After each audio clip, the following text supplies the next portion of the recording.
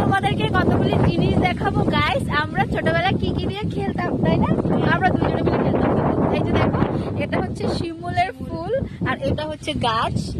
দেখো গাছটা এখন এই সিজনে পুরো ফুল হয় আর এই ফুলগুলো দিয়ে আমরা খেলতাম। মানে ভিতরে একটা কলি হয় না, এই ভিতরে যে কলিগুলো হয় সেখান থেকে আমরা লিপস্টিক বার করতাম। আর এটা যে দেখতে পাচ্ছ, এটা দিয়ে ব্লাশার বানাতাম, আরো আইলাইনার, মেকআপ বক্স এইসব বানিয়ে খেলতাম। আর দুটো জিনিস আছে দেখাচ্ছি আর কি কি বানাতাম ছোটবেলায় আমাদের এখানে।